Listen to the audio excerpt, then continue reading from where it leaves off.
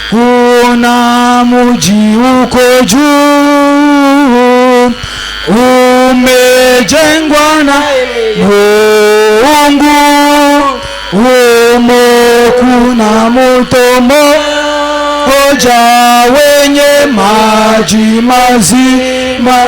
Oh, kabisa ndugu, tutakusanyika huko kweli kwara kwenye mto mwema sana.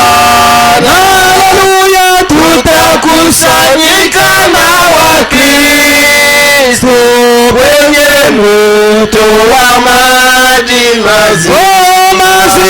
Ndugu, tutakusanyika huko kweli kwara kwenye mto mwema sana.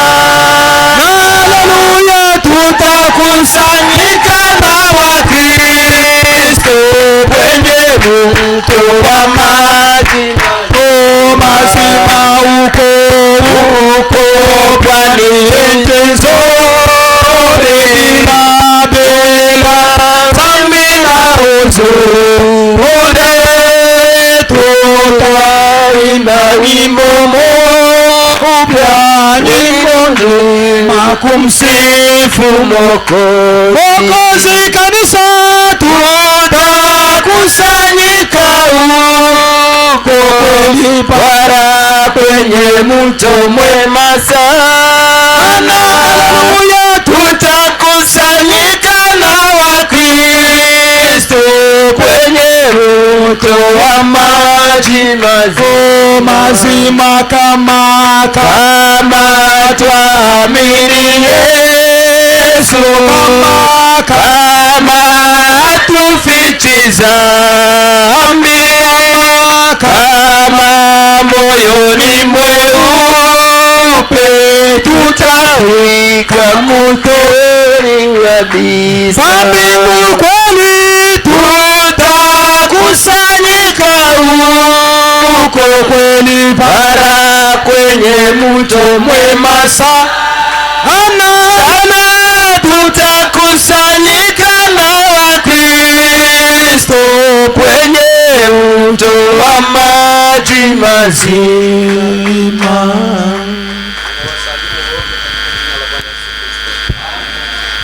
Pia tunawakaribisha wote wa mbali na wakaribu mjina la Bwana Yesu Kristo.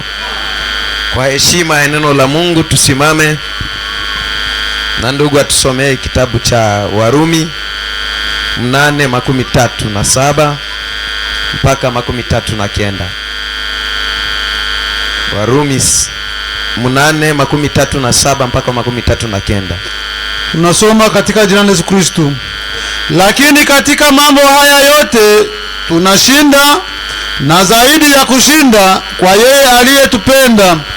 Kwa maana nimekwisha kujua hakika ya kwamba wala mauti wala uzima wala malaika wala mwenye mamlaka wala yaliyopo wala yatakayokuwepo wala wenye uwezo wala yaliyo juu wala yaliyo chini wala kiumbe kinginecho chochote akiweza kututenga na upendo wa Mungu ulio katika Kristo Yesu Bwana wetu. Amen. Bwana na Mwokozi wetu Yesu Kristo, tunatoka kusoma sawa sana bengine, lakini Bwana tunakusia kuwa utusaidie Bwana na tafsiri ya neno lako. Ulifunue ndani ya mioyo yetu Bwana, na kila mmoja wetu atoke hapa iko nasema sawa sana wanafunzi mjie Mausi. Wakati baliachana na wewe walisema ya kuwa tulipokuwa pamoja naye roho zetu zilidundadunda Bwana. Najua ya kuwa kuna kuwaka tofauti entre kuwa en contact na mtu yoyote na kuwa en contact na wewe Bwana. Wakati mtu anatokaka kwako anasema ya kuwa alikuwa anasema vya tofauti, alikuwa anasema haiko sasa na wengine wanadamu. Basi tunakusia kuwa presence yako Seigneur ikuwe hapa Bwana. Oh Yesu wangu, nakuomba ya kuwa uhubiri neno lako katika magharibi ya leo. Mjina la Bwana Yesu Kristo nakuomba hivi, amina. Amen. Tuikale. Tutazungumuza juu ya somo kidogo ambayo tutaita le puissant conquérant. Mshindi mkubwa, mshindaji mkubwa. Amina. Tutazungumza juu ya mshindaji mkubwa. Tukisema juu ya mshindaji mkubwa inamaanisha kuna wengine washindaji wadogo wadogo. Haleluya. Ninaanza kwanza na kusoma Nabii William Mario Branham. Nasoma ku paragraph 6 ya Le Puissant Conquérant, paragraph 6. Mshindaji mkubwa, shairi ya 6. Et maintenant, na sasa le sujet de ce soir c'est le puissant conquérant. Somo ya magharibi ya leo ni mshindaji mkubwa. Depuis des âges, tangia kuvizazi, l'homme a résolu de vaincre. Mwanaume mtu alijaribu kushinda, anatakaka kila mara kushinda. L'homme aime être un conquérant. Mtu anapendaka awe mshindaji. Et c'est une grande chose. Na ni kitu cha mkubwa sana d'être un conquérant. ya kuwa mshindaji. Un conquérant, mshindaji, c'est celui qui a vaincu son ennemi. Ni yule anayeshinda adui yake. C'est pourquoi je crois que les Écritures nous dit que nous sommes plus que vainqueurs. Inatuambia kwamba tuko zaidi ya mshindaji, car il a vaincu pour nous. Kwa kuwa alishinda kwa ajili yetu. Amen. Bakiita conquérant mu français ni manake mtu mwenye alivaincre mwenzake. Haleluya. Mtu mwenye alishinda mwenzake. Sasa kila mara tangia wakati wa Adamu mpaka leo, kila mara mwanadamu anapendaka kwamba ashinde tu. Haleluya. Kila mara mwanadamu anapendaka ashinde mwenzake. Na ni kweli kuna kwaka washindi kila wakati. Kuna kwaka mtu mwenye anashindaka mwenzake. Lakini kila yoyote mwanadamu mwenye alishindaka mwenzake, kila yoyote mwenye anashindaka, anakwaka naye na mwenye anamshindaka. Haleluya. Amen. Sio kama mmenielewa. Kila yoyote mwenye anashindaka, utashinda leo, kesho na wewe watakushinda tu. Haleluya. Amen. Utakuwa numero 1 leo mu 2026. 2028 hautakuwa numero 1. Haleluya. Tukiuliza batate ba zamani, mwanamke mwenye alikuwa kawakiana ile wakati yao, leo wakimuleta yeye ndio wa chini kushinda wote. Wengine balishamshinda tayari. Eske tuko pamoja? Ukivumo na uwa wenzenu mu quartier, na wewe watakuwaka tu. Si ndio vile? Ukikuwa mlozi numero 1, kuko na wewe mwenye nakushinda. Haleluya. Ukikuwa voler mearme, kuko na mwenye atawezi kukuvole na wewe. Na mwizi naye bana mwibaka. Haleluya. Nani mwenye hawezi shinda? Kila yoyote mwenye kwa dunia bana mshindaka tu. Haleluya. Kila yoyote mwenye alisemaka alishindaka, naye pana kitu kenye kinamshindaka tu. Utakutanisha mwanaume ni mkali wa sana, mwanamke ni mkali sana. Akifika kwake watoto wote nyenyenye bananyamaza. Mekule mu quartier. Haleluya. Amen. Kuna kakitu kadogo kanamupigaka chini. Papa mzima pana kafie kamoya kanamchezeaka kumandevu. Naye kule iko tabani. Haleluya. Nayo nashindwa naye kule. Haleluya. Kila yote wa zamani, Samson alikuwa mtu kabambi. Alikuwa mtu mkubwa sana. Kudunia yote watu wenye Mungu aliumbaka, hakuna mwenye angeshindaka Samson. Kwa sababu alikuwa anaua 1000 personnes. Haleluya. Bila bunduki anaua 1000 personnes na utaya wapunda tu. Mtu mwenye ataua 1000 personnes, nani mwenye angemshindaka? Balikuwa wanasikia Samson anaingia mumugini, batu bote mbio banakimbia. Haleluya. Lakini ilifika wakati naye balimshindaka tu. Nani anamshinda? Hawakumshindaka kwa nguvu, bali mshindaka kwa mayele. Haleluya. Haleluya. Sasa ni nani ule mshindaji sasa mkubwa kuliko watu bote? Mbona wote wenye walishindaka, bote walibashindaka tena. Tukiangalia histoire tulisoma kwa masomo ba Hitler, Mussolini, tulisoma hadithi ya nchi yetu. Siyui bazungu bakafukuza babu yetu, bakakamata utawala. Nabo hawakudumu, nabo walumumba bakawafukuza. Walumumba nabo hawakudumu, wengine bakawafukuza. Wengine vile ukifuata histoire kufukuzana. Nani sasa mshindaji mkubwa? Haleluya. Haleluya. Ukiangalia hata manabii wa zamani, kwani walishinda vitu vya mingi, walifanya maajabu. Moiza alifanya maajabu. Haleluya. Zedeo alifanya maajabu, lakini mwisho naye alishindwaka. Haleluya. Mtasema alishindwaka namna gani? Mbona Musa alimalizaka safari ya mzuri? Haleluya. Mbona batu sa Daniele balimalizaka mzuri nabo balishindwaka pana mwenye alikuwa na bashinda. Haleluya. Batu ba zamani bote kila mtu mwenye alipitaka kudunia alishindwaka. Kwa sababu alikuwa na shindwa namna gani? Angeshindaka vitu vyote. Tukamate Shadrach, Meshaki na Abednego. Balikuwa batu benye balisimama mbele ya mfalme. Bakapingana na mfalme wakasema, si hata kama ufanye namna gani hatutaabudu sanamu. Haleluya. Bakamwambia tukipiga firimbi munakatala kuabudu hii sanamu. Haleluya. Pale pale tutabakamata tunatupa moto. Shadraka akasema moto tu ndaitika. Meshaki akasema moto tu. Haleluya. Ndaitika. Abednego akasema na mimi nitaitika. Wakati walipiga firimbi habakusujudu, bakabakamata bakatia mprison. Wakati waliingia mprison haikutuma wanakana Mungu, bakabakia tu pale. Haleluya. Wakati walibakia pale bakashinda prison, bakababeba mbele ya mfalme mwenye hakikishie kama nyie mnakatala. Bakasema sie tunakatala. Haleluya. Amen. Bakababeba mpaka mfurnezo ya moto. Haleluya. Maandiko yanasema ya kuwa wakati walibabeba batu benye walikuwa wanabakamata, baaskari benye walikuwa wanabeba Shadrach, Meshaki, Abednego juu ya moto kuwa mingi. Wakati walibabeba wanataba tupa, baaskari bakalungula. Haleluya. Wakati wanalungula juu ya moto, Shadrach, Meshaki na Abednego bakabatupa ndani. Wakati wanabatupa ndani banakuwa mule bako batatu. Haleluya. Banaangaliana, banaangalia kumanguo hazilunguli. Banasalimiana salome bien-aimé, salome bien-aimé. Haleluya. Haleluya. Wakati frère Shadrach eko mule, frère Meshaki, frère Abednego banaanza nyimbo requiem de cantique. Ziko wapi? Haleluya. Nyimbo za wokovu banaimba. Haleluya. Banasikia fuyo na kuwa ndani. Haleluya. Nebukadnezar anaambia watu mwende muangalie nani mwenye ayeba kwa anatia fuyo mule ndani. Mbona mule mnakuwa fuyo? Wakati banaenda kuangalia, haleluya, banashuka mule ndani, askari anachungulia, anaita mwenzake, kuya na wewe kwanza uangalie. Tulitupa bangapi? Tulitupa batatu. Kuya na wewe uangalie. Banaangalia tena. Mbona banakuwa baine? Bangapi? Moja mbili, iko samia ndio ni mzuri. Kuya na wewe uangalie. Anaangalia. Moja mbili tatu ine. Haleluya. Banaenda kwa mfalme, wanamwambia mfalme uishi milele. Lakini tulitupa watu watatu. Haleluya. Amen. Haleluya. Tulitupa watu watatu. Tunaona tayari wamekwisha kuwa baine. Hatujui ule mmoja anatoka wapi. Haleluya. Nebukadnezar anatoka kukiti cha enzi, anakuja kuangalia. Haleluya. Anasema na huyu waine anafanana na mwana wa watu. Nani ule waine? Haleluya. Amen. Ule waine ndio mwenye alishinda ile moto. Amen. Haleluya. Ule waine ni nani? Haleluya.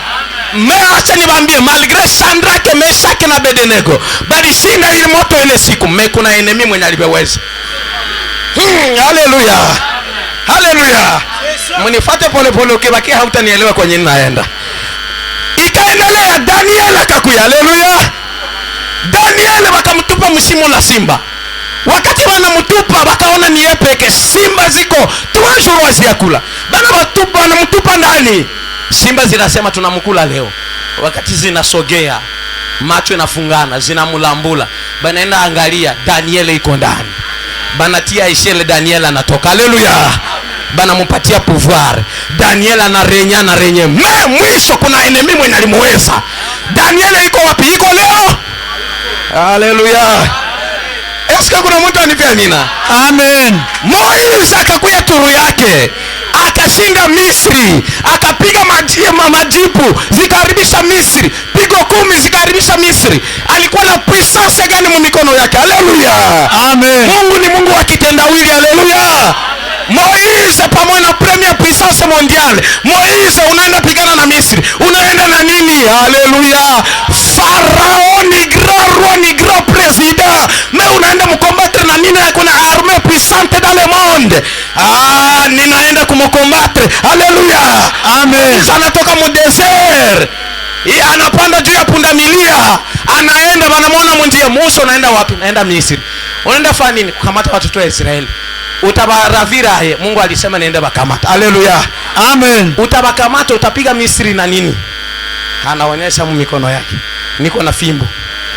We Farao iko na mabombe, iko na Satan de, iko na PKM, kisha wewe uko na nini? Haleluya, Amen. haleluya. Moize akashuka, mais sababu c'est ainsi dit le Seigneur, kwa sababu alikuwa alikutana na le puissant conquérant, Na mshindaji mkubwa. haleluya. Akaenda akashinda Misri, mpaka Misri walilia, balipata perte mpaka Misri kahomba, na leo haiyarudiaka kuwa première puissance mondiale depuis le wakati. Ikahombea pale juu ya mtu mwenye kuwa na fimbo. Haleluya.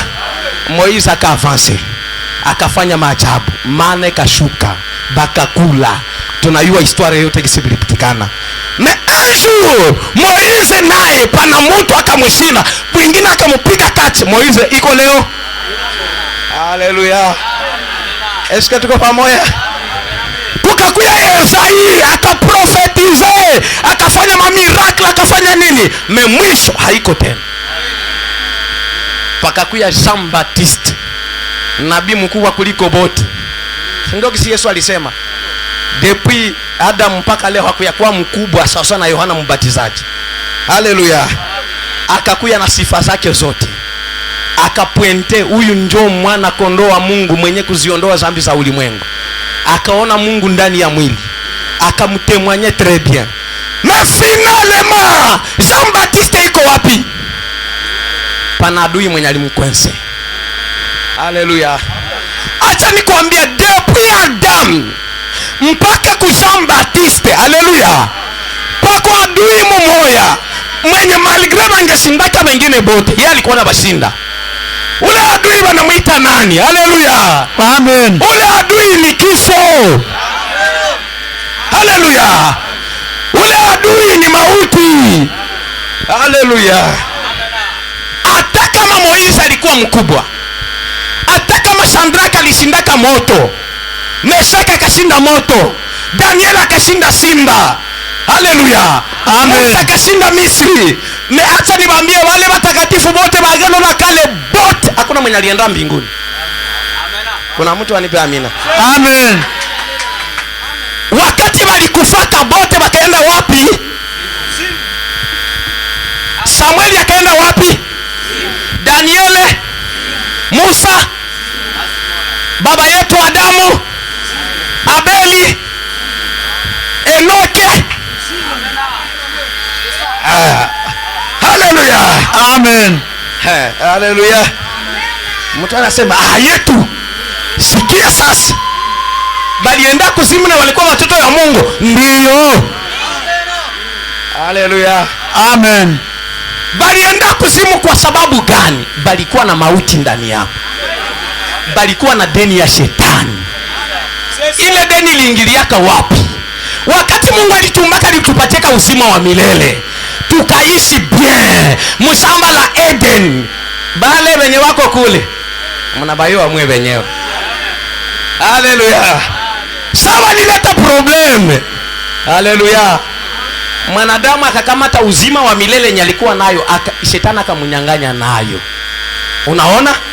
Akamuuzishia nayo kupitia zambi.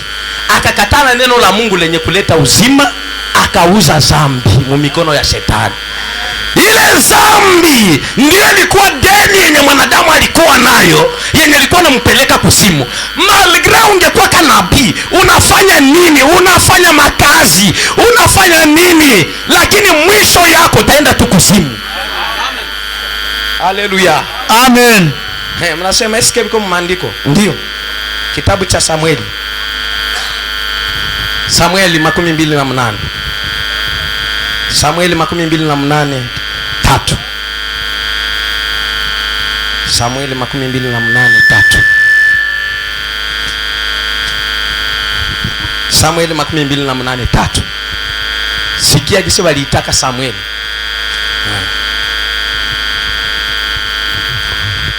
Samueli 28. Nasoma. Anzia tu 3. Ndio.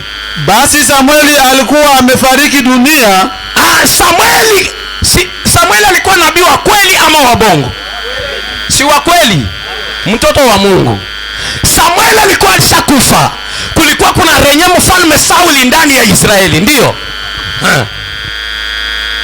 nao Israeli wote walikuwa wamemwomboleza na kumuzika huko Rafa, ndio ndani ya mji wake mwenyewe. ndio Tena Sauli alikuwa amewaondolea mbali hao wenye pepo wa utambuzi na wachawi katika nchi. Muisraeli abako anapatana na balozi na batu bakupiga lamuli. Lamuli ndio nini? Kulaguza. Voila. Muisraeli abako anapenda bafumo bakulaguza, bote balikuwa basha bafukuza, kwa sababu Mungu alisemaka kama mtu akifanya ingine zambi atakuwa na adhabu fulani. Akiwa mulosi, ule mtu walikuwa anamuua na kizazi chake kote. Tunaiwa ile histoire. Asa balikuwa bashafukuza bapiga lamuli bote, bakulamusha bafu, bale bakuevoke bafu, bale bakuomba batu benye bashakufa. Balikuwa bote bali bashase mu Israeli. Haleluya. Amen. Twende sasa. Nao Wafilisti wakakusanyika wakaenda kufanya kambi huko Shunemu. Ndio. Naye Sauli akakusanya Waisraeli wote, nao wakapiga hema katika Gilboa. Ndio.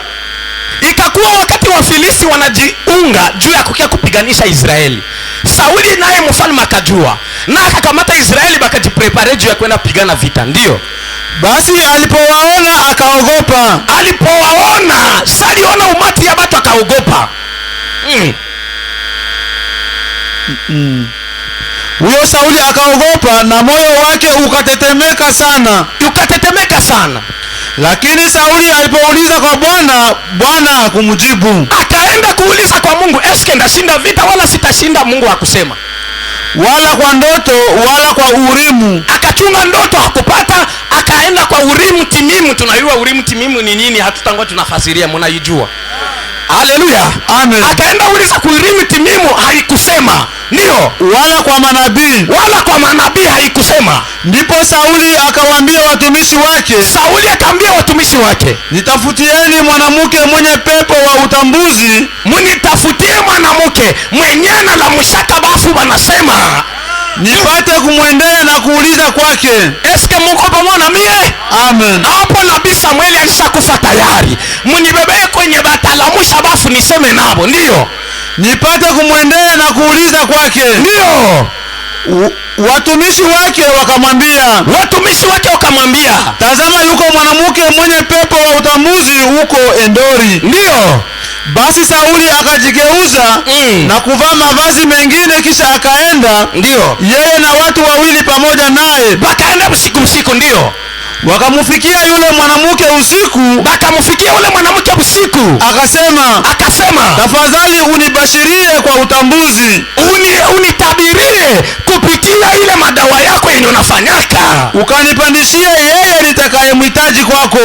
Unipandishie mtu kutoka mkuzimu. Haleluya. Amen. Eske tuko pamoja? Mnaelewa kama huyu ni mchawi? Sauli alishatoka kwa Bwana. Bwana hasemi, anaenda tafuta bachawi. Orke bachawi ni batumishi ya Mungu au ya shetani? Bashetani. Si ni bashetani. Na basha fukuziwa deja mu Israeli.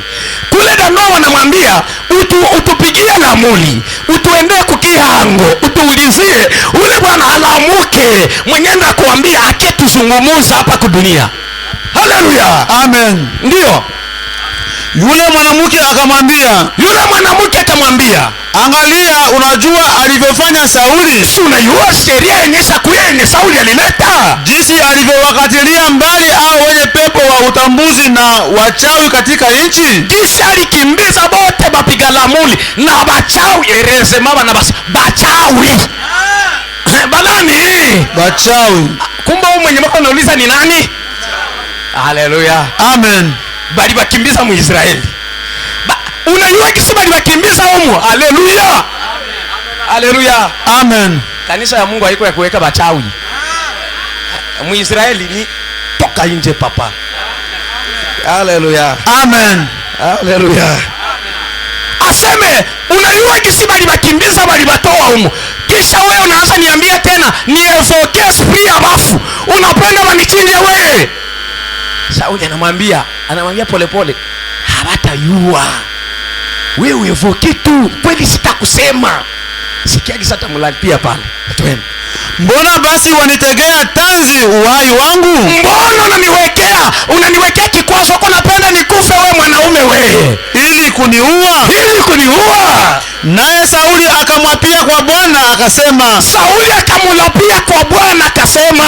haishivyo Bwana, haitakupata adhabu yoyote kwa jambo hili. Haleluya. Haitakupata jambo lolote kwa hii. Kumbe ule bibi hayayua kama ni Sauli huyo mwenye yuko pale. Yana watu ni mtu mwenye anakia mtembelea, anamwambia usiogope, kweli hakuna vinye vitakufikia. Anasema ndio vile. Sawa, twende. Ndipo yule mwanamke aliposema, akasema, je, ni nani nitakayekupandishia? Akamwambia, hivi unanihakikishia ya kuwa hakuna gisi batanifanya? Niambie sasa, nikupandishie nani? Haleluya. Amen. Nikumpandishie Baraba, nikupandishie Kaini? Si ndio benye tunaiwa banaenda kuzimu. Nikupandishie Kora na Datani, nikupandishie Balamu? Haleluya. Amen. Nikupandishie nani? Farao, Sauli ama nani nikupandishie? Haleluya. Amen. Haleluya. Amen. Sikia jina yenye batamwambia hapo. Naye akasema, nipandishie Samueli. Nipandishie nani? Samueli. Nani? Samueli. Nabii wa nani? Wa Mungu. Ni mtakatifu wala mchafu? Mtakatifu. Haleluya. Amen. Mchawi apandishe Samueli, unipandishie naye umulete ni muone. Eska ataweza kweli? Si tunaiwa matakatifu walikuwa kana kufa banaenda mbinguni. Hakusema unishushie Samueli. Mbinguni si ni juu. Alisema unipandishie. Eska mnaiwa kama Samueli alikuwa chini? Mtaweza amini ya kuwa Samueli alikuwa chini? Amen. Unipandishie Samueli ni muone. Ndio. Twende. Hata yule mwanamke alipomuona Samueli, alilia kwa sauti kuu. Haleluya. Amen. Wakati Samueli alifufuka, alikuwa na esprit yake ile yenye alikufa nayo. Tunakatala kabisa. Ni mashetani yenye kufundisha watu ya kuwa ukikufa ndio unageuka mtakatifu. Kama ukutakasika ungali mzima, unakufa kuzimu unaenda. Samueli alikuwa mtakatifu, alikuwa mtu mwenye kumcha Mungu, alikuwa nabii. Na wakati wanampandisha bieneme, alifufuka iko nabii. Na sura yake ile. Eske mtawezi elewa ya kuwa mtu akikufa habadilishi sura? Eske mnaamini ya kuwa dada Alfonsine tukienda kule ngambo ya pili tutamkuta na sura yake? Amen. Kitu kimoja kile na hiyo kwa dada Alfonsine buzee ulitoka. Alirudia jeune. Lakini iko na sura ile.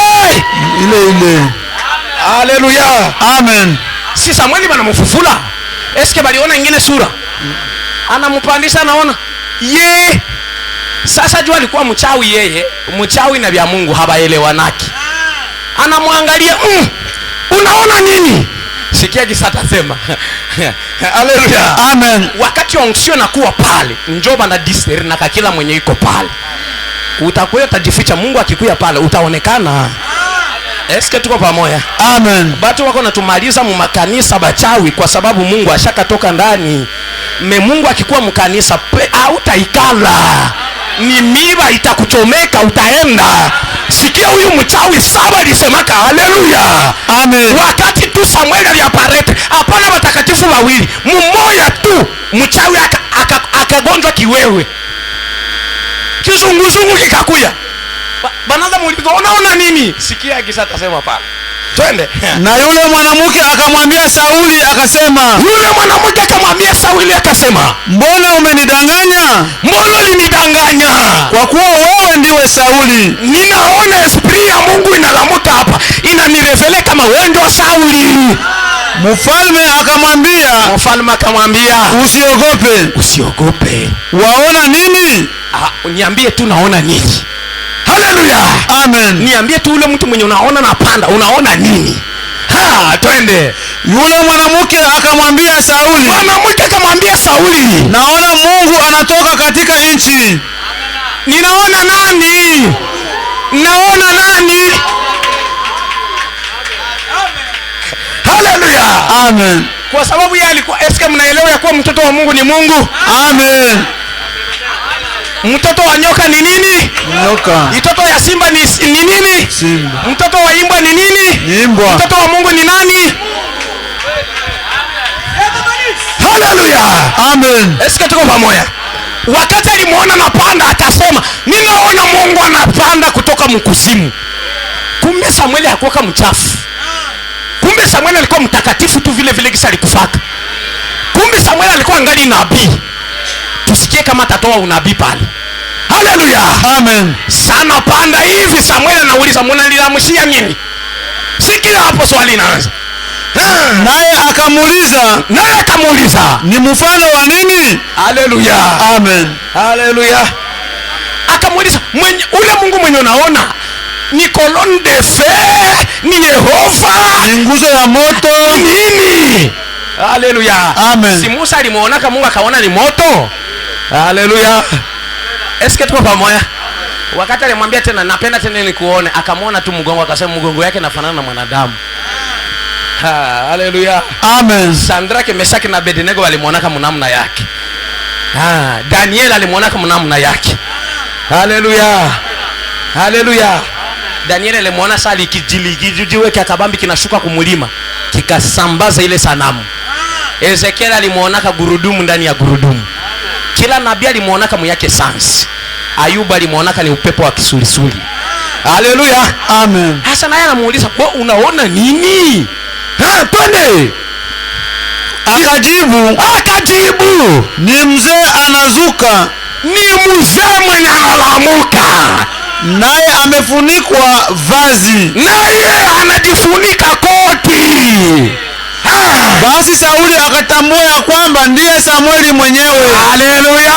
Amen. Pale Sauli akatambua huyu ni Samueli mwenye analamuka. Akasema, "Voila, ninatauliza sasa." Haleluya. Amen. Unaona Samueli analamuka na ngali nabii vile vile. Twende. Akainama uso wake mpaka inchi akasujudia. Akainama uso wake mpaka inchi akasujudia. Ndipo Samueli akamwambia Sauli, mbona umenitaabisha mimi hata kunipandisha juu? Mbona unanihangaisha, unanitoa kwenye nilikuwa, unanipandisha yulu? Sauli akajibu, eske Bakristo tunaelewa hapo?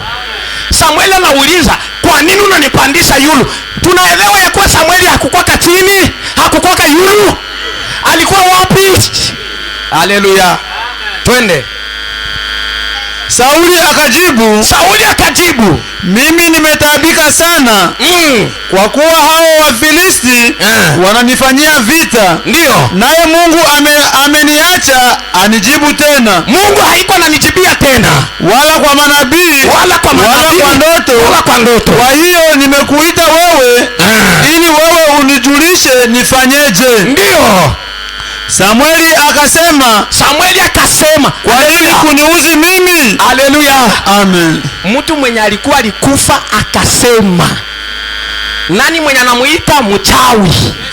Kisha anasema haleluya. Amen. Anasema, twende. Ikiwa Bwana amekuacha naye amekuwa adui yako, ndio, yeye Bwana amekutendea kama alivyosema kwa kinywa changu. Ndio. Bwana amekurarulia ufalme mkononi mwako na kumupa jirani yako, yani Daudi. Ndio. Kwa sababu wewe hukutii sauti ya Bwana. Unabii wa Samueli ile anaanza toa na kufufuka, bana mfufula mbulongo mkuzimu, kisha anaanza tena toa unabii. Wala hukumtimilizia hasira yake kali juu ya Amaleki. Kwa sababu hii Bwana amekutendea hili leo. Tena pamoja na wewe Bwana atawatia Israeli mikononi mwa Wafilisti. Hata na kesho wewe na wanao mtakuwa pamoja nami. Tena Bwana atawatia jeshi la Israeli pia mkononi mwa Wafilisti. Isia pale. Pana neno ingine pale. Samueli anasema ninakuhakikishia Bwana ashakuacha, ufalme wameipatia Daudi, na pour votre information, kesho wewe Sauli. Eske mnaiweka kwa Sauli alikuwa mpakali wa mafuta wa Bwana? Amen. Haleluya. Orke zamani grade kabambi ilikuwa ni mpakali wa mafuta. Anamwambia, kwa sababu mnakumbuka ya kuwa Daudi mwenyewe alishindwaka kuua Sauli kwa sababu alisema siwezi kuua mpakali wa mafuta wa Bwana, malgré kona ni winda mimi mpakali wa mafuta wa Bwana. Kisha Samuel anamwambia, kesho wewe na watoto yako mtanikuta huko. Haleluya. Amen. Haleluya. Batamkuta wapi? Kuzimu. Sauli mpakali wa mafuta wa Bwana ataenda wapi? Batoto ya Sauli ndio benye balikuwa walifanya makosa kushinda Sauli. Bo wakata bapakale mafuta. Balikuwa wa grave ni bapagani. Nao batenda wapi? Sasa. Haleluya. Eske tunaelewa ya kuwa kila mtakatifu wa Agano la Kale wakati alikuwa nakufa anaenda wapi? Kuzimu. Moise alikuwa kuzimu. Jean Baptiste alienda kuzimu. Haleluya. Amen. Haleluya. Isaya mwenye alitabiri ya kuwa Masia atazaliwa, sali malizaka utabiri yake na utakatifu wake bote kuzimu. Haleluya. Amen. Haleluya. Bengine bote ba Elisha banane bale mfanya muujiza kisha kumaliza safari kwenda kule. Sababu kulikuwa adui wa kabambi wa kushinda watu bote wa kumaliza kiburi kudunia, alikuwa ni mauti. Kila mtakatifu wa Agano la Kale kama ungependako mkule ngombe, umwambie tu kesho takufa, mwanaume atatetemeka. Na ni mtakatifu. Si mnakumbuka? Mnakumbuka mfalme? Haleluya. Uzias bali mwambia Kai Hezekia. Haleluya. Baka mwambia tengeneza mambo ya nyumba yako, unataa sepa utakufa. Alifanyaka nini? Akageuka kukibambazi. Baba, kumbuka juzi nilitoka Kondolo na juzi yake nilifanyaka bia hivi. Oh Bwana, nibaki kudunia sababu bilikuwa vitu vigumu sana. Ukikufa unaanza yua kuzimu naenda. Haleluya. Yes sir. Amen. Vraie intimidation ya mtakatifu wa Agano la Kale ilikuwa utakufa. Anasikia manake kiroho wapi? Haleluya. Amen. Haleluya. Malgré walikuwa wanakufa wanaenda kuzimu, malgré tout walikuwa wa fils de Dieu. Haleluya. Balikuwa watoto ya Mungu kule. Ndio maana acha kukudanganya. Oh, tutakufanyia ibada. Samueli alikufaka iko mtakatifu. Wakati walimulamusha alikuwa mtakatifu vile vile. Samueli alikufaka. Haleluya. Samueli alikufaka iko nabii. Sali alamkaka alikuwa nabii. Haleluya. Amen. Siku ndafufukaka sababu ndabatanguliaka kukufa. Siogopake kufa. Mimi ndabatanguliaka nyie bote. Siku mie ndaendaka nikirudiaka mtanionaka hivi. Ndakwaka Fred Shele huyu na ndakwaka tena mhubiri. Amen. Haleluya. Si ndakuwa na ministeri ndani yangu. Haleluya. Kwa utahubiriaka kumbingu sitahubiriaka tena. Haleluya. Eske tuko pamoja? Wakati sasa balienda kule, namna gani balikuwa wanaenda? Malgré balikuwa wanaenda kule, habakuwa wanachangana pamoja ba Kristo na bapagani. Haleluya. Batakatifu wa Agano la Kale na babaya bakai ni banani bote habakuwa wanachangana. Enfer ilikuwa divisé en deux. Kuzimu ilikuwa inagabuliwa mara mbili. Ilikuwa inagabuliwa mara ngapi? Palikuwa nafasi moja ilikuwa gereza ya bale bote balifanyaka mabaya. Ba shetani. Sababu mwenye alikuwa na fungulo ya mauti. Haleluya. Amen. Mwenye alikuwa na mauti mumikono fungulo yake. Mwenye alikuwa na fungulo ya kuzimu. Mwenye alikuwa na fungulo ya vile venye nagopeshaka batu. Ilikuwa ni shetani ye mwenyewe. Sasa wakati unakufa ulimwangasha kudunia, anakufuata huku unamkonturne huku. Musa alikupropose hivi ukamshinda. Yaani na Yamure bakatupa nyoka, ya Musa kazimeza. Akasema chunga ndakupata tu. Maana shetani kiburi chake kilikuwaka. Ukimwangaisha anasema, "We chunga papa. Si utaishi buka 30. Siku utakuwa kwenda kuonyesha habari yako." Haleluya. Ukikata tu roho pa unaenda kule. Sasa unaenda kule bana kufungulia, unaingia mle ndani. Mule ndani mlikuwa ba Abraham, mlikuwa Sara, mlikuwa Isaki, mlikuwa Joseph, mlikuwa Jacob, mlikuwa wale wote benye tunasemaka, balikuwa wote mule ndani. Sasa mule ndani ile sehemu balikuwa wanaita zamani paradiso. Balikuwa wanaita nini? Paradiso. Haleluya. Ule roho atakapokuya atabafundisha katika kweli yote. Pale leo watu wanaimba tutaenda paradiso, paradiso. Ngajitole. Haikuwaki tena papa.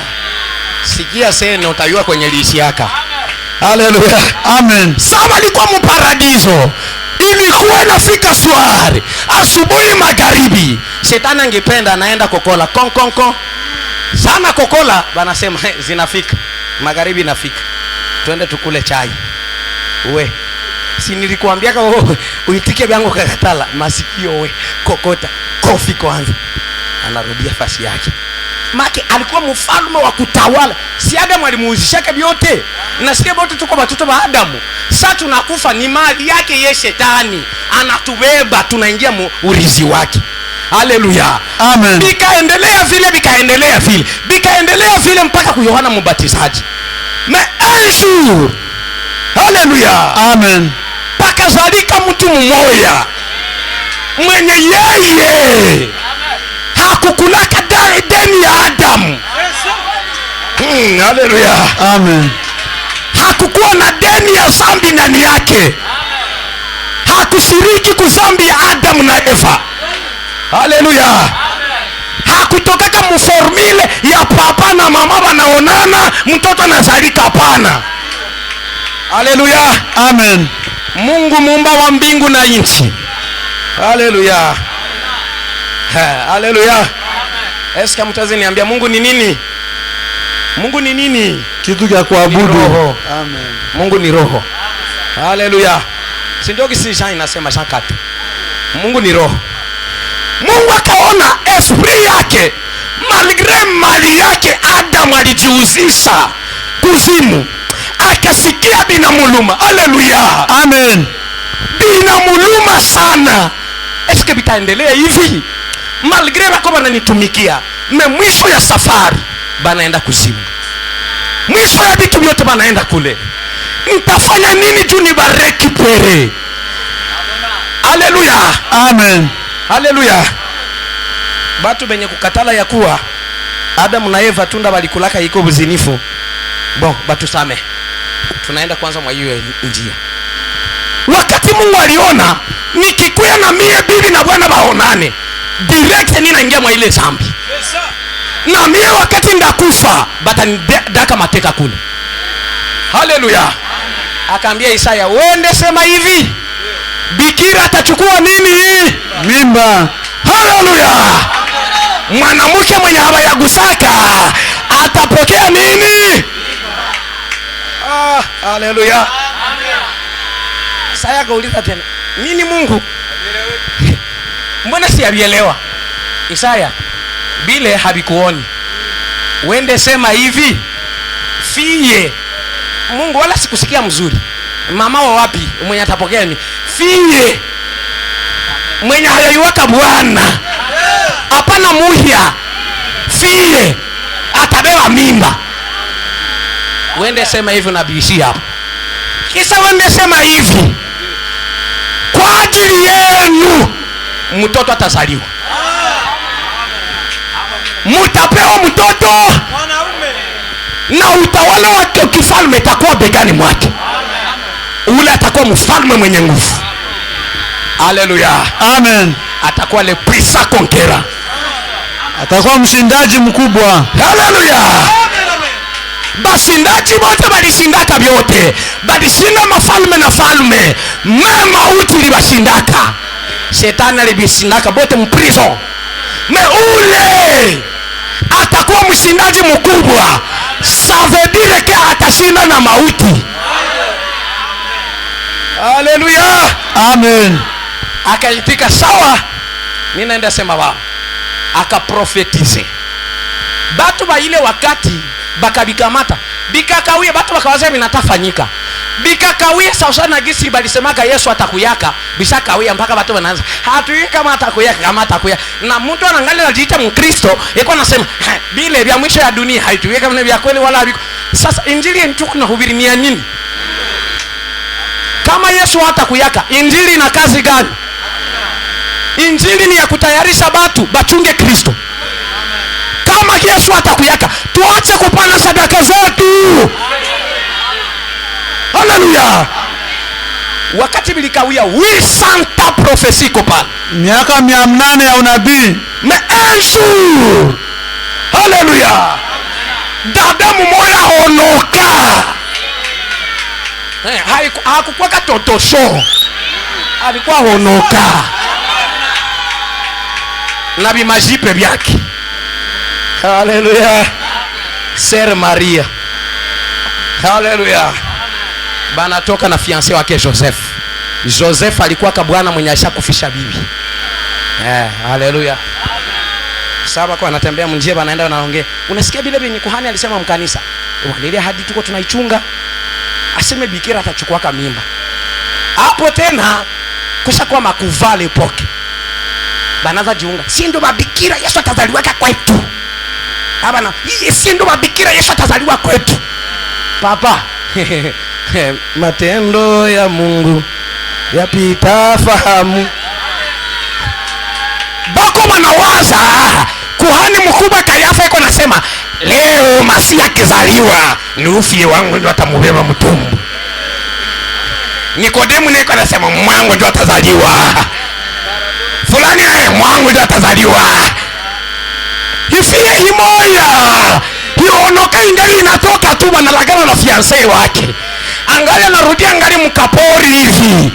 Tutakuwa na angalia Engrom wakabambi. Haleluya. Anavala kanzu ya mweupe, anasimama mbele zake, anamwambia salamu kwako uliyepewa neema kuliko wanawake wote. Salamu ya namna gani? Mie nilipewa neema kuliko wanawake wote. Unataka kunidanganya wewe? Sana. Haleluya. Anauliza kuko ni bana nituma, acha nijipresente kwanza. Jina yangu mie ndo Gabriel. Haleluya. Amen. Ninaleta ujumbe. Haleluya. Unakumbuka Isaya alisemaka hivi bikira atachoka mimba. Nina iwe ile andiko. Wewe unaweza atafanya Maria sazi moya mkichwa anawaza sasa atazaliwa kwako kwa kuhani. Sasa mweni kwa fulani. Ile andiko wewe ndio sasa utabeba ile. Nini? Mimi ndio dabeba nini? Hata mimi si yaiwaka bwana. Na ndio kisi maandiko yanasema utabeba mimba, utazala mtoto. Haleluya. Amen. Maria hakuwa incredible. Hakuwa si andini. Alikuwa mtu wa kuamini pasipo kuona. Akaitika amina. Haleluya. Mama si alikuwa vinaendana na science. Mama si ukingebipeleka kwa watu wa masomo watakwambia ni busazi. Haiwezekana mwanamke mhanya hana bwana apokee mimba. Habiwezekana. Mimi Maria akasema, "Ka hivi unasema, sawa initendekee kisu unasema." Akaenda. 2 jours 3 jours mnayua histoire. Tumbo inavimba. 9 mois kama kawaida, hapana 6 mois.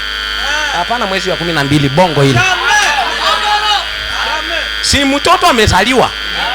Wewe unapenda tupeo mtoto wa mbinguni. Ni mtoto wa kutufanana papa. Alikuya kama mwanadamu. Si Paulo anasema vile? Sali enezaka. Yawezekana ni mwezi ya 3 au ya 4. Peut-être akaenda kuzaliwa. Sana zaliwa. Mnajua histoire. Akakomala. Tunatambukia mara moja. Tuko tunatafuta tu mshindaji mkubwa. Wakati alikomala bien-aimé, alishinda kila kitu mu maisha. wakati iko natembea, haleluya, shetani akaona huyu mtu ananiuzi sana. Anapita kwa makaburi sana, apita pale palikuwa demo yenye shashinda watu wote, pepo. haleluya. Mtu mwenye pepo shashinda watu wote. Sasa sana kuya bakamwambia, mwalimu, abapitaka huko ngamo kuna kwaka kibwana kimoya. Haleluya. Ningemsema jina kwetu Luvungi meacha. Pana kwa bwana mmoja iko na mapepo. Atakupiga. Mwalimu akasema, mimi nibadilishe njia juu ya mtu fulani, juu ya shetani, haiwezekani. Petro, pita mbele tuende. Mwalimu anasonga kwa mbele. Fika pa. Mwalimu, tutambuka kaka mtoni, wende utaenda mbele hapa. Yohana, wende ngali jeno utapita mbele. Hata ambia Andrea yeye ndo apite. Andrea ambia Thomas. Mwalimu anasema acha mimi nipite mbele. Wakati alienda anafika kwa ule mwenye pepo, kwa sababu alikuwa mshindaji mkubwa. Wakati tu alifika pale bien-aimé, hakufanya kazi, hakungoya hata nasema. Wakati alifika pale, presence yake kamenase demo. Haleluya. Hapana Bakristo bale wakanasema Yesu iko ndani yao, kisha mapepo ziko zinabasumbua munjia. Comment se fait-il un chrétien mapepo zinakubana? Comment se fait-il? Inawezekana aje? Mie niko na Yesu ndani yangu, kisha naenda munjia mapepo zinanibana. Niambie frère, tengeneza maisha. Haleluya. Amen. Mtu mwenye kuwa na Kristo ndani yake, mapepo hazina nafasi. Wenjo wa kusifukuza weye, azika kufika mwaye. Bakristo wenjo walikuwa wanasaidia wenzabo wenye mapepo zinabana. Haleluya. Wakati Kristo mwenyewe anafika pale, pepo zinasema, tuna nini na wewe, mwana wa Adamu? Haleluya. Tunajua ya kuwa uko mkubwa, mshindaji mkubwa, lakini wakati yetu haiyafika. Haleluya. Amen. Haleluya. Hii ngali wakati yetu ya kusumbua kwa watu. Wakati yako haiyafika. Kumbe utuhurumie. Ukitufukuza usitubebe kuzimu. Mnaona kama kuzimu ni kwa pamubaya. Shetani ni wafo. Na malaika yake wanamuogopa. Eske mnawewe kwa mapepo ni ba malaika ba shetani? Amen. Mapepo ni ba malaika ba kweli kweli, wale wenye walitoka mbinguni. Bakashuka kudunia. Njoo wenye tunaitaka mapepo. Ukimuona hivi ni malaika, na akitaka kujigeuza mweupe iko na mweupe. Haleluya. Wakati alimwambia hivyo, anamwomba sasa, uniruhusu niende mzile manguru. Yesu anamwambia, mie Yesu ninajibia kama ombi. Hata ukuwe mlevi nitakujibi. Na balozi banaombaka bana bajibi. Mulozi naye iko naomba, Mungu situpatie mvula. Watu wanainyeshesha. Haleluya. Amen. Hizi mapepo ndazikatalia. Mwende basi hivyo hivyo. Zikaenda kula. Haleluya. Sakashinda. Shetani akasema, yeye niliwazio huwa natamuua. Kumbe ninaendelea kumtafuta. Komba ikaendelea kuishia pale. Aishur analala mtumbu. Haleluya. Mitume yake wanasoza mara ambao wanasoza. Zorume na kuwa mingi. Haleluya. Amen. Yesu juu ya mchoko ya kuhubiri, acha hubiri mchana yote mzima, anasinzia. Haleluya. Jeune garçon à 33 ans et demi. Haleluya. Anajisinziria yake pale. Wakati anasinzia, shetani anasema, "Voila, ninampata." Sasa anasinzia, chunga nimuonyeshe. Haleluya. Shetani akatuma 10,000 demo. Hiyo mtasema 10,000 frère. Hiyo ni frère Branham. Haleluya. Akatuma 10,000 demo. Wakati alituma 10,000 demo, zinatokea huku na huku. Frère, Biblia inasema ya kuwa kukawa mawimbi mengi. Shetani ambisho yake ni muzamishe. Nilisindaka fulani, nilishinda huyu, ndamumalizia hapa. Haleluya. Akadeta zoruba, akawazia atamumaliza. mwisho na mwisho ba mitume wanasoza. Akasema hata tutakufia humu na mwalimu iko hapa. Mwalimu mbona unalala? Hauoni kama tunatazama?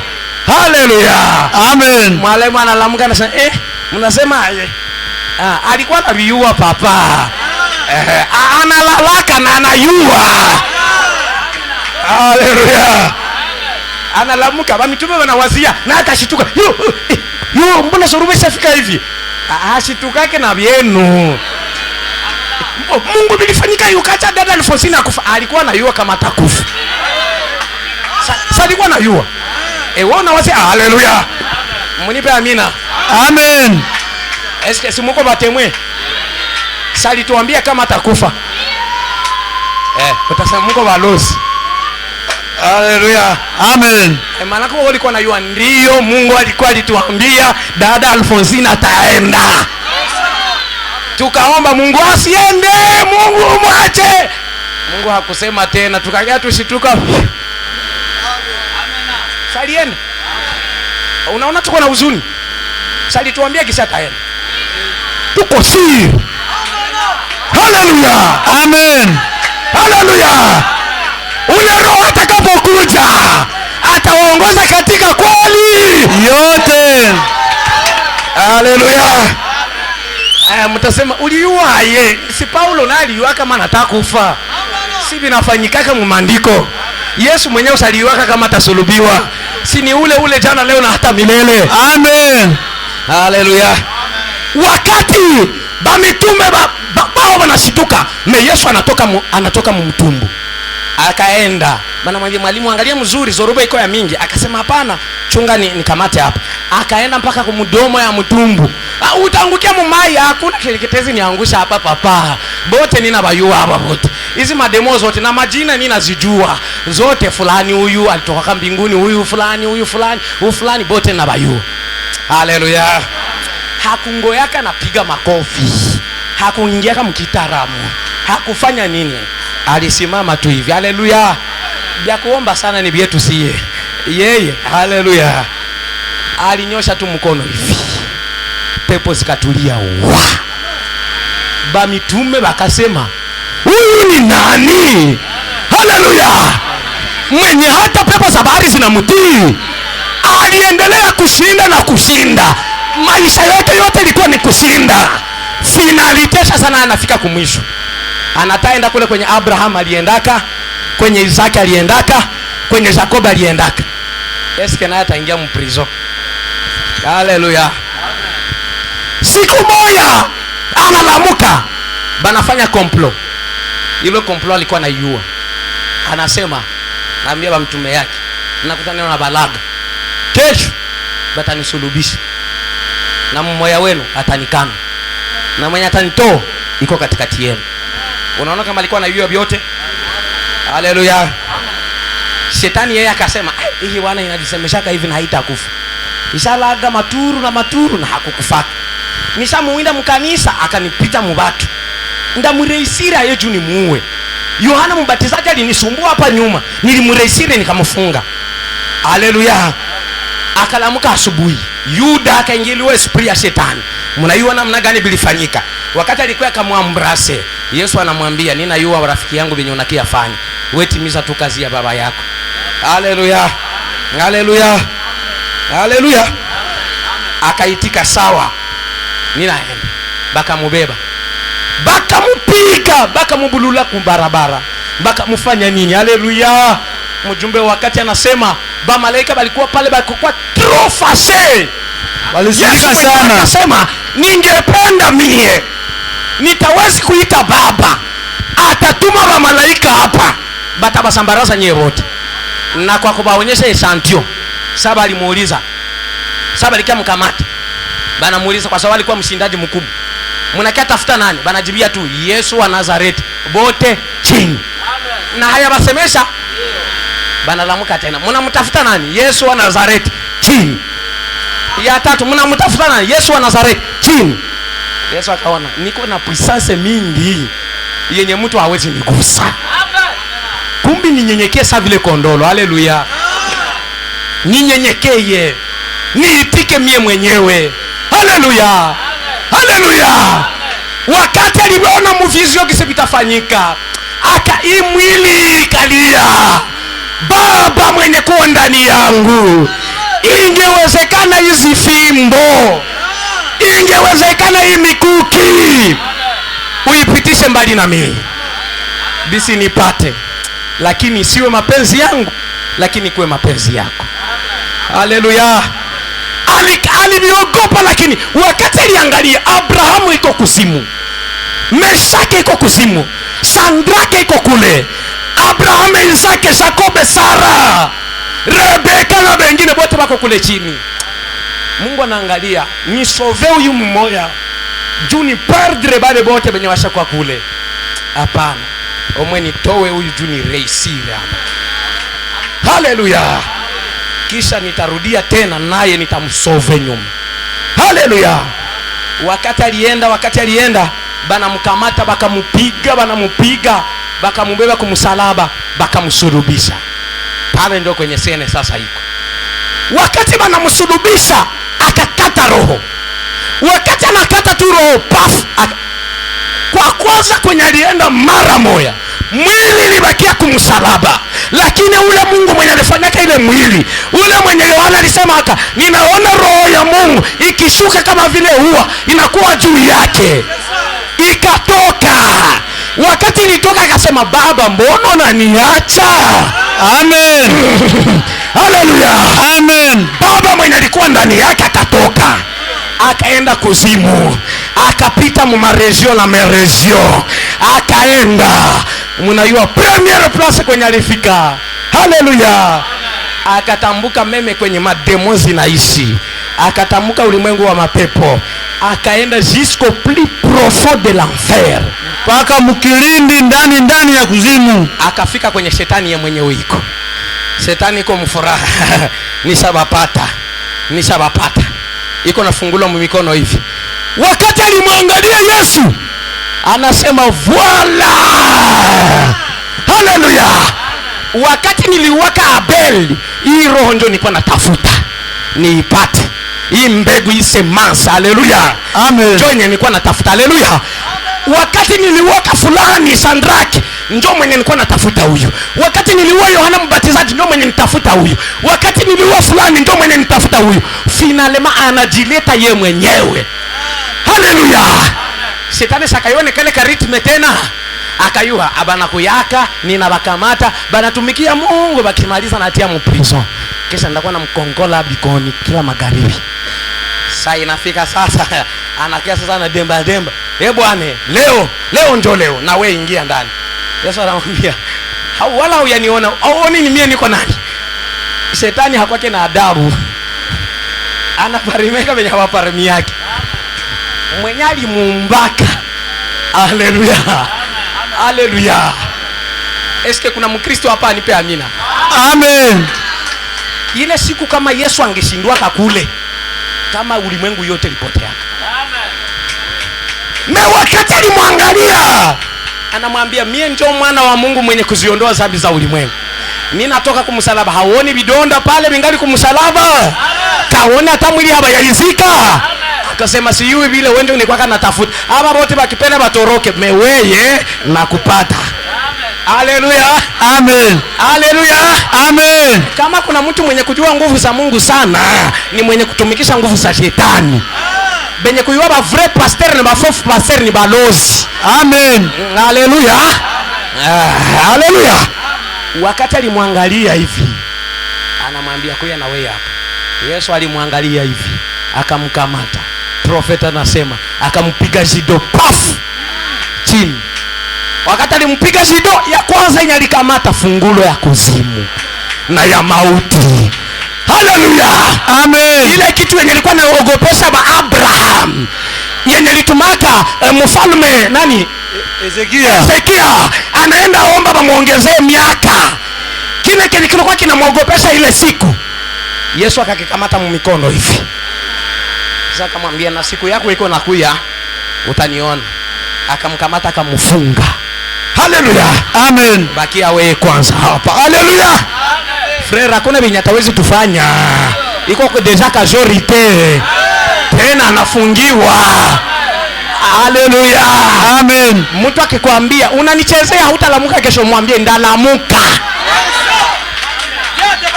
Haleluya. Amen. Kama iko na nguvu mia nifanye nisilamuke kesho. Niko anonse si vendredi naenda Uvira. Wanze ni huwa leo nisiende kama uko na nguvu. Mimi ndio eshantio. Juu tuone kama uko na nguvu, uniue kwanza leo. Haleluya. Amen. Nabii anasema hakuna mwenye ataweza kugusa kama Mungu hayasema. Haleluya. Amen. Mama Alfonsina alienda kwa sababu Bwana alimuita. Wote enda vuna shamba yenye haiko yako. Au utavuna papa. Akiniita leo naenda.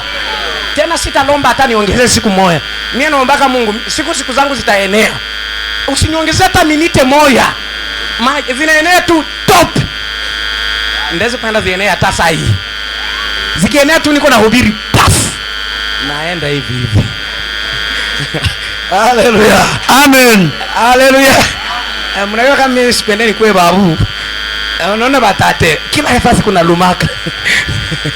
Bana kwa tu wagonjwa. Sasa mimi sipendaki nizeheke. Haleluya. Sasa wakati alimnyang'anya fungulo akaenda mara moja direction ya kwanza yenye alikamata akaenda. Haleluya. Amen. Akaenda direct kumulango ya paradiso. Eske Mungu mnanifuata mzuri? Amen. Paradiso yenyewe ya kwenye kuko Abraham, Isaac, Jacob na descendants yabo yote. Akaingia pale akapiga hodi. Haleluya. Amen. Pera Abraham akasema ya tena ule bwana nakuya kutupiga tena fimbo baba. Haleluya. Amen. Sikalikuwa kama magharibi, saa Yesu alikataka roho bakayua tena za magharibi zinafika. Sibasha bizoea. Abeli wa watu mwenye aliingia kama kwanza asaka zikula fimbo mpaka anasema basi siku saa zinafika. Wa kwanza mwenye alipita mbele kwenda fungula ni Abraham. Wakati alifungula, haleluya, Amen. ndio kwenye kulipigana discours. Anafungula, anarudia kwanza, anafungula macho tena, acha niangalie tena. Sara, uko wapi? Kuya hapa uone Sheri. Amen. Sheri, kuya uone nini bwana.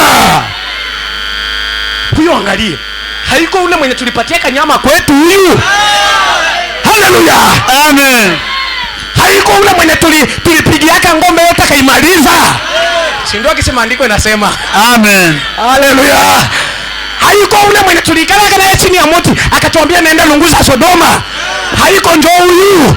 Sara akasema ndio njoo ule mwenye nilichekeaka. Akasema nitazala Isaka. Njoo huyu kabisa. Bakaita mwingine. Haleluya. Amen. Wakati wanaita nani? Daniel. Daniel anakana kimia. Hata niambie ni mwangalie yako. Wakati anamwangalia Daniel anaona, ninaona ile ni jiwe yenye niliona kama maono. Haleluya. Amen. Yenye nashuka kumulima bila msaada wa mtu. Inabomola ufalme wa shetani. Njoo yenye ninaona. Ezekiel akaenda angalia akaona, mimi nilimuonaka sasa ningali mzima. Nilimuonaka ni gurudumu ndani ya gurudumu. Amen. Ono yangu. Haleluya. Wakati Sandraka alikiangalia akasema ule mwenye tulikuwa naye mmoto njoo huyu. Wakati Adamu alimwangalia akasema haleluya. Ni ule mwenye alikuwa ananiambia Adamu ulienda wapi? Ule sauti nilikuwa nalalamika njoo hii. Bieneme. Haleluya. Haleluya.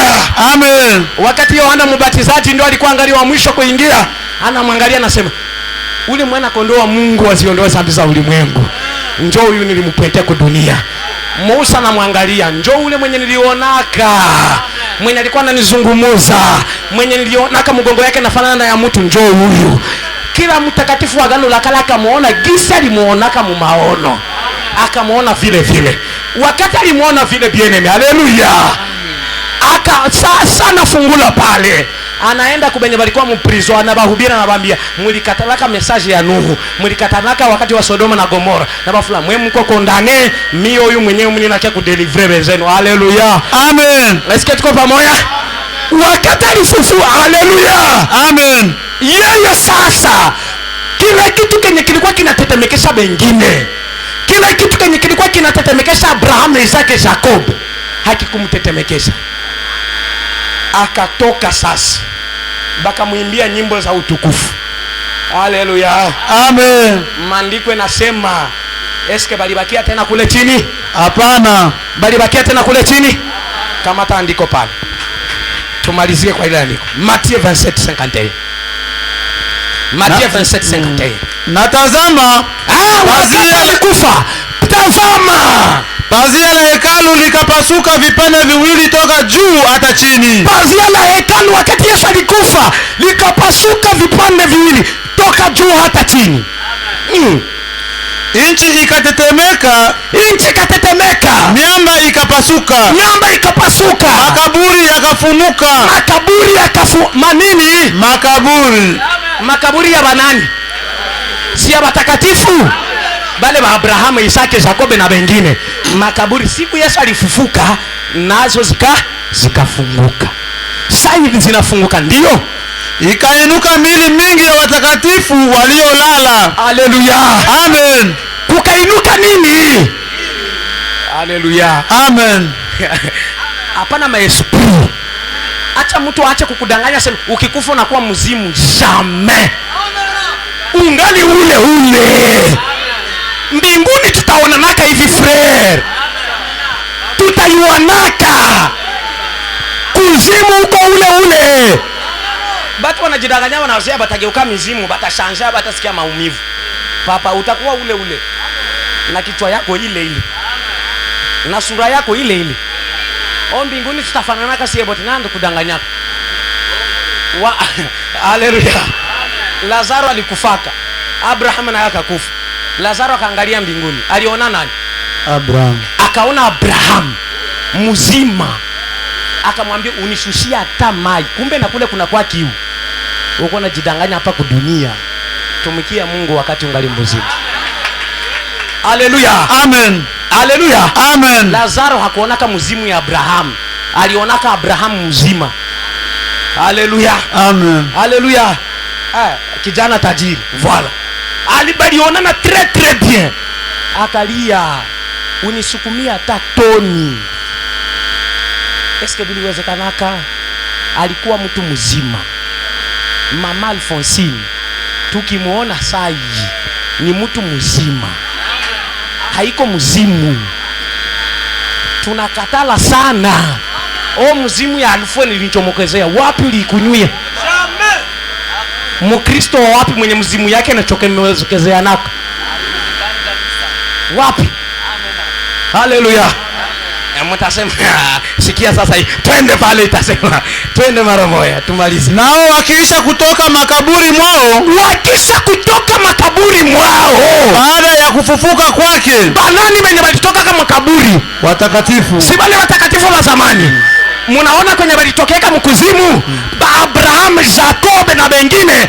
Una puisa konkera, ule mshindaji mkubwa kuliko bote. Sali shindaka mauti, akatoka mkaburi, akatoka sasa Nabu, akashinda kila kitu kile bashindaka, akashinda ile mauti yenye ilikuwa na batetemekesha. Haleluya. Amen. Akapanda Nabo, bakazerera mu makartie muda wa 40 jours. Twende.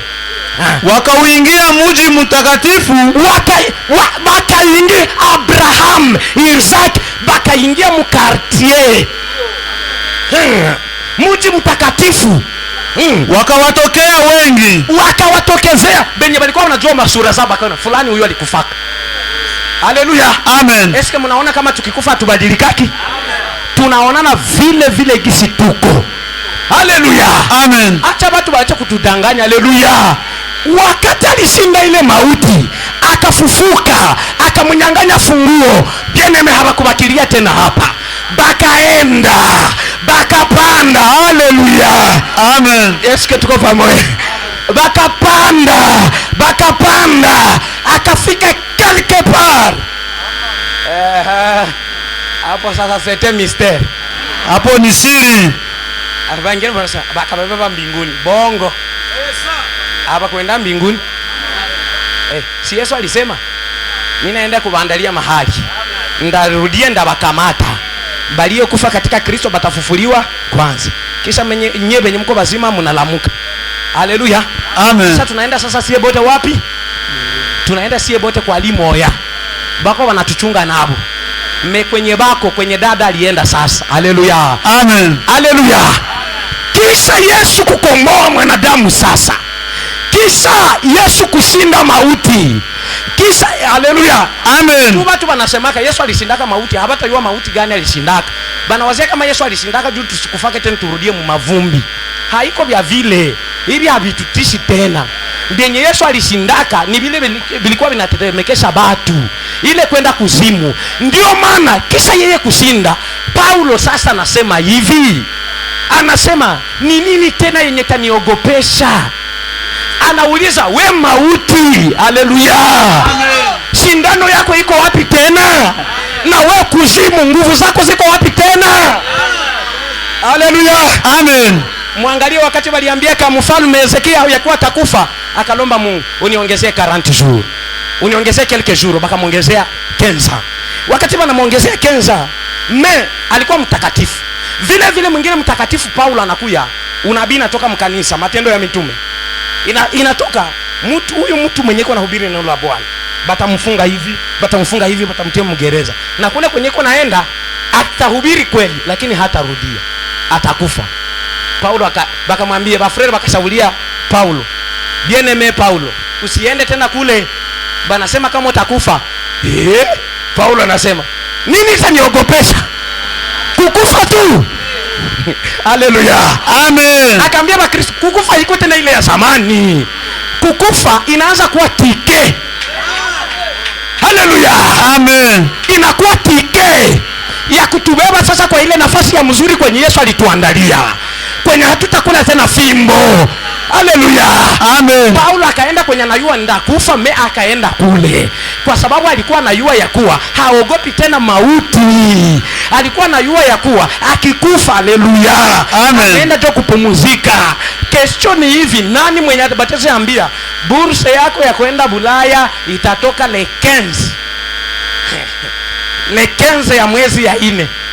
Kisha anasema, hapana, mniongezee ikuwe le 30.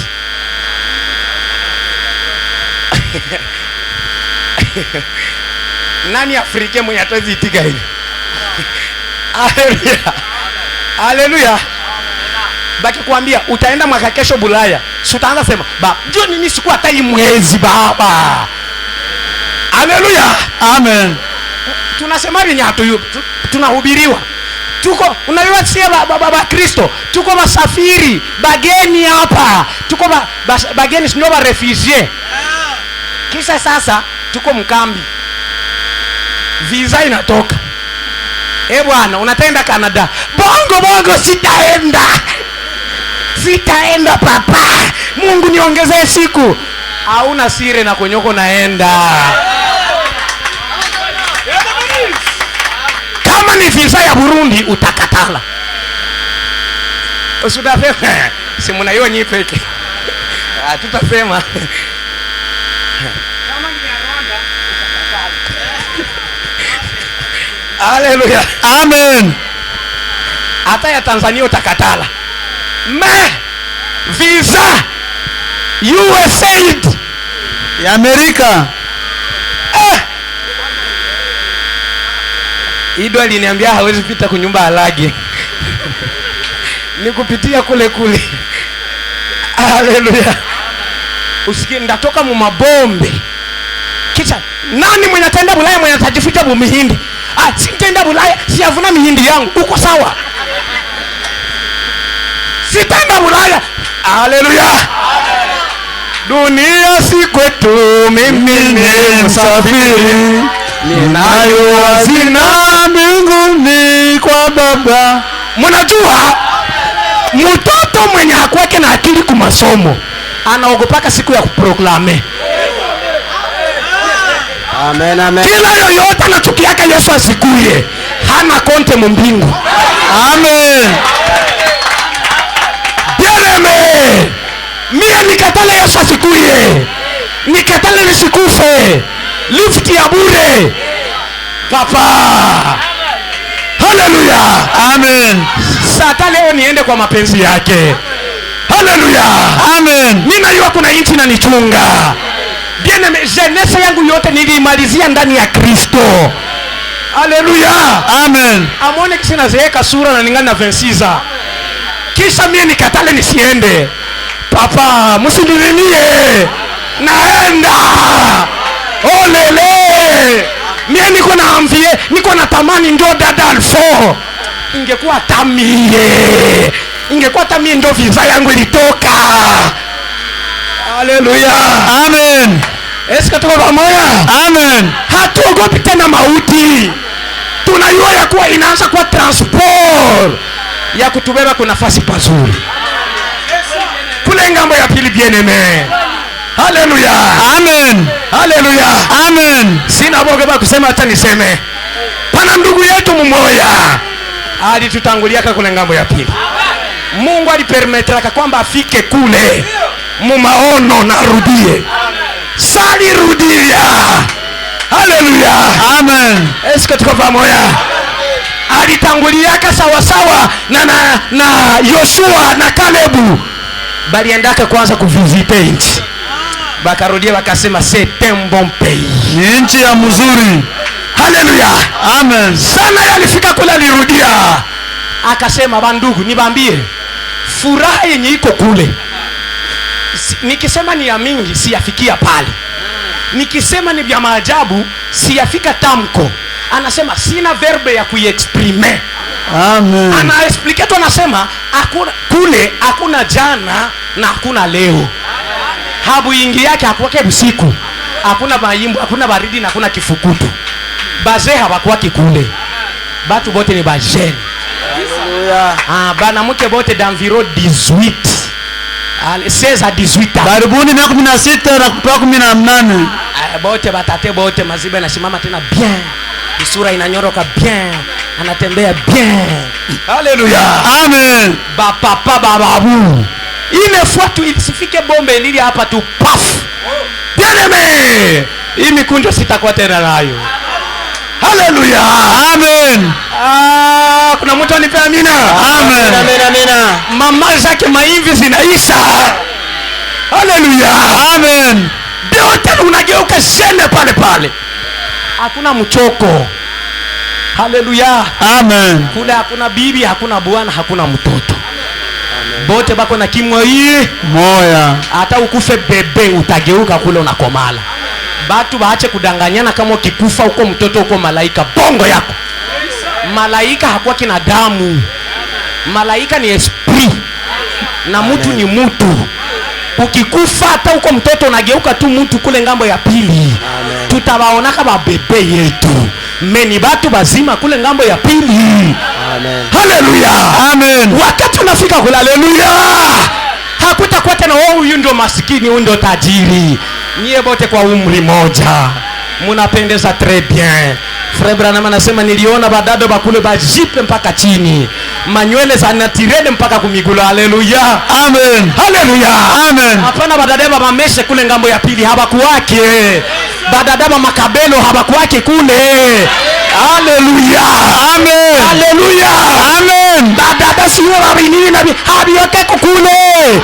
Bamafondete habakuwaki. Bamapudre kusura habakuwaki. Babipodozi habakuwaki. Bamaskara habaendaki kule. Haleluya. Amen. Gloire à Dieu. Amen. Amen, amen, amen. Haleluya. Amen. Wakati Yesu alimaliza vile, anaenda kubadepose kule. Haleluya. Amen. Akarudia akasema, msiogope nyie kundi kidogo. Nilishinda mie. Haleluya. Amen. Nilishinda mauti na kuzimu. Kama vile nilishinda na nyie mtashinda. Amen. Akatuambia tu kitu kimoja sasa. Mie nishaweza kuexamine nilishindaka watu bote. Nishakuwa puissant conquérant. Mshindaji mkubwa. Nina balomba juu tuchangie ufalme wangu yenye mie nilikonkerir. Yenye nitawala. Muniamini tu. Amen. Haleluya. Amen. Munivale. Haleluya. Si ndio wa Tesalonike 13 ikasema wote waliokufa katika Kristo. Ine 13. bote benye balizikwa katika Kristo, benye banavala Kristo batafufuliwaka. Haleluya, Amen. hautapasoma saa zimeenda.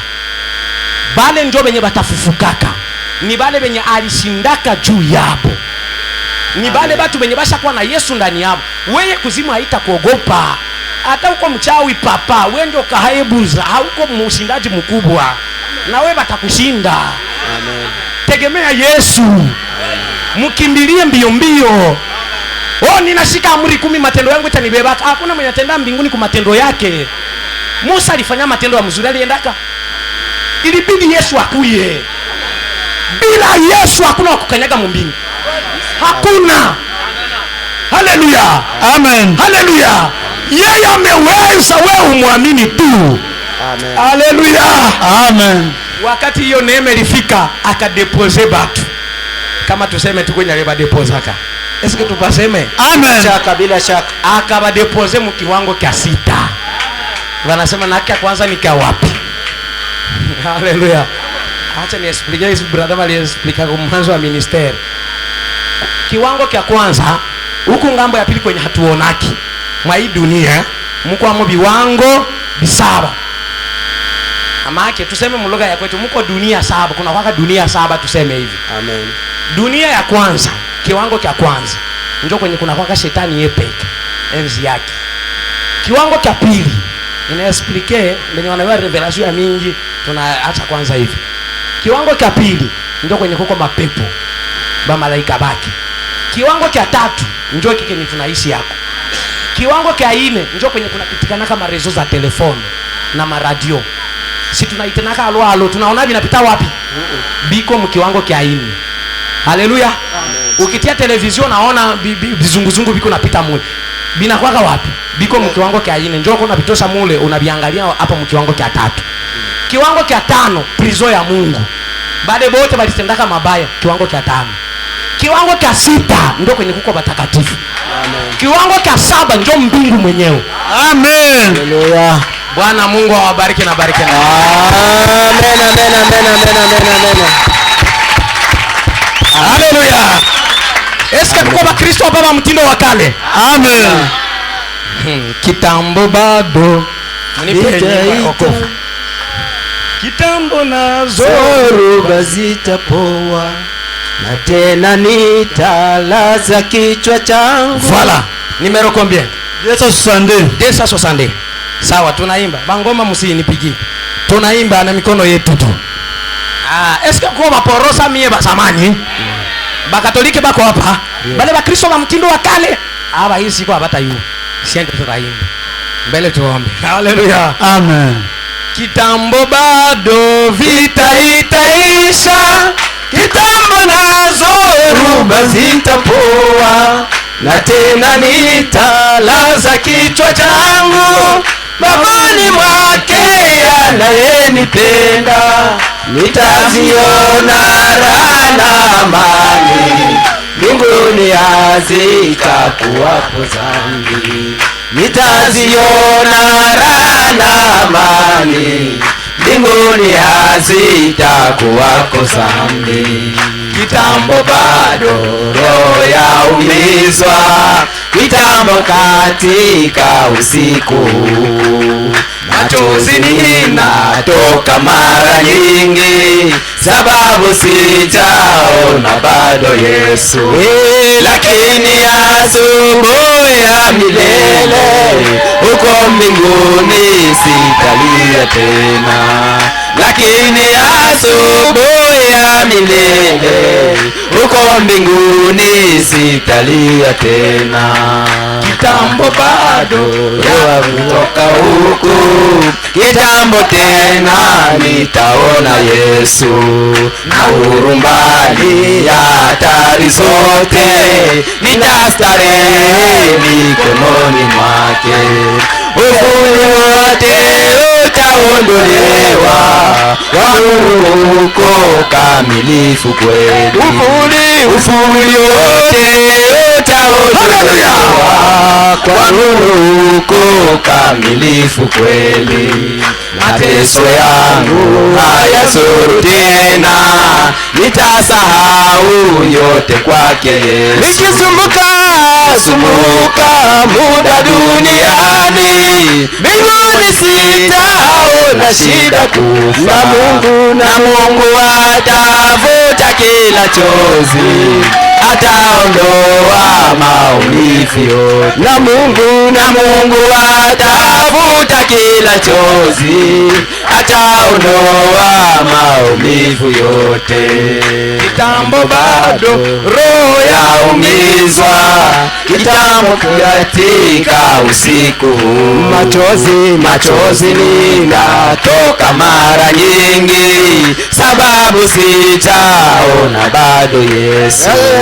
Lakini asubuhi ya milele, uko mbinguni sitalia tena. Lakini asubuhi ya milele, uko mbinguni sitalia tena. Kitambo bado ya kuchoka huko, kitambo tena nitaona Yesu. Na urumali ya hatari zote, nitastarehe mikononi mwake. Uvuli wote utaondolewa, kwa nuru kukamilifu. Uvuli wote utaondolewa, kwa nuru kukamilifu kweli. Mateso yangu hayazuru tena, nitasahau yote ni wake Yesu. Nikisumbuka muda duniani, mbinguni sitaona shida kufa. Na Mungu atavuta kila chozi, haleluya, ataondoa maumivu yote. Na Mungu atavuta kila chozi, haleluya, ataondoa maumivu yote. Eske hapa kuna mtu mwenye ashakateseka mdunia? Haleluya. Eske kuna mtu mwenye bashaka ima haki yake na alikuwa na haki? Haleluya. Kuna mtu mwenye ashalala njala hapa? Kuna mtu mwenye iko nasumbuka mpaka anajiuliza, Mungu eske unaniua? Imba pamoja na mie 4e couplet kwa sauti ya chini. Haleluya. Amen. Mateso yangu hayazuru tena, nitasahau yote kwake Yesu. Nikisumbuka muda duniani, mbinguni sitaona shida kufa. Na Mungu atavuta kila chozi, ataondoa maumivu yote. Na Mungu atavuta kila chozi, ataondoa maumivu yote. Na Mungu atavuta kila chozi, haleluya, ataondoa maumivu yote. Mungu awabariki. Amen, amen. Tuweze imba nyimbo ya Rekee de Kantike moya. Haleluya. Ninawazia hakuna kwenye tunakimbili. Madawa mtu atakwambia tunakawia. Niko kilio mwenyewe natoka naenda. Amen. Haleluya. Haleluya. Il y a un lieu d'assurance. Ça. Tukamate ngoma.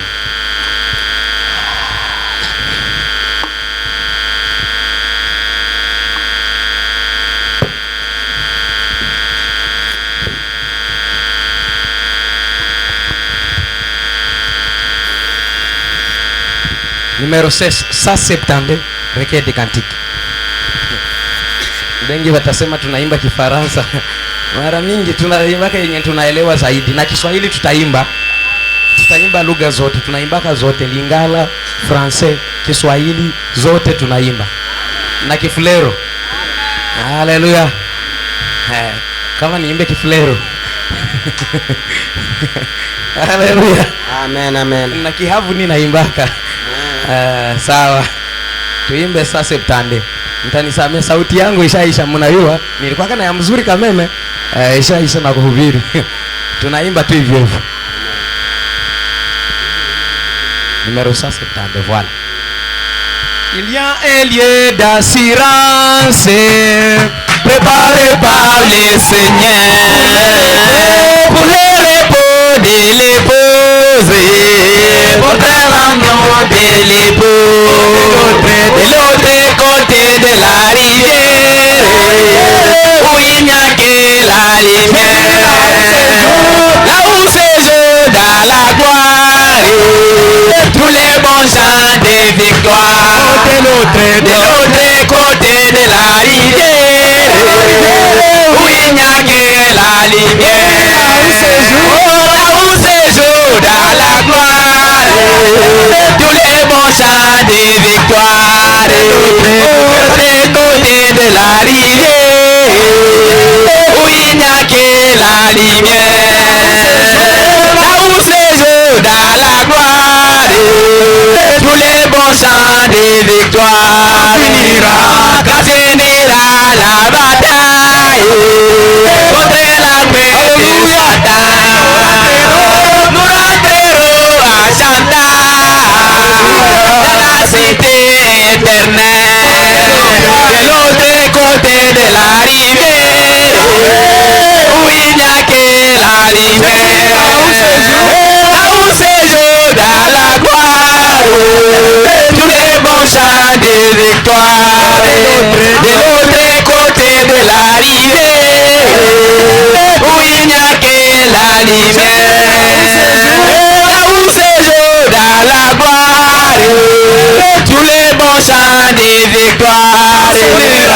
Quand sonnera la sirène du vieux bateau de Sion, le vent de paix soufflera et ta portée la bannière. De l'autre côté de la rivière, où il n'y a que la lumière, là où séjourne dans la gloire tous les bons chants de victoire. De l'autre côté de la rivière, où il n'y a que la lumière, là où séjourne dans la gloire tous les bons chants de victoire. Le temps des mille ans s'achève, nous attendons la trompette, pour que tous les saints s'élèvent et que commence la fête. De l'autre côté de la rivière, où il n'y a que la lumière, là où séjourne dans la gloire tous les bons chants de victoire. De l'autre côté de la rivière, où il n'y a que la lumière,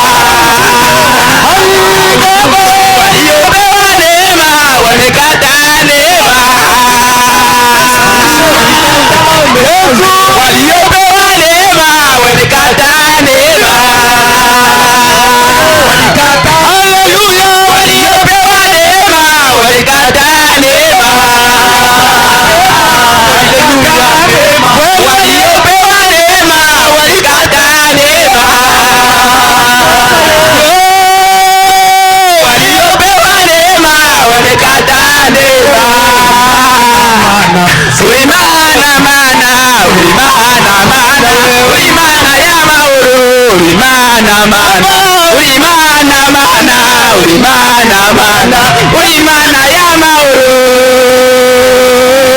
Haleluya. Uko mzuri uvugize uri mana mana uri mana mana uri mana mana uri mana ya mahoro.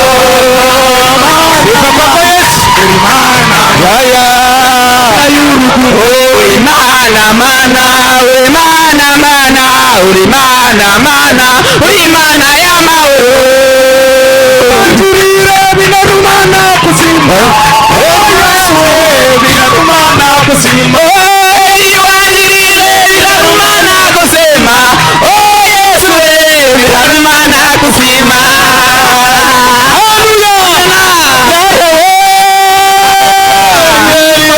Kusima iwanjirire binarumana kusima oh Yesu binarumana kusima. Haleluya kusima Yesu binarumana kusima iwanjirire binarumana kusima oh Yesu binarumana kusima. Solo sekos ilahi endela ko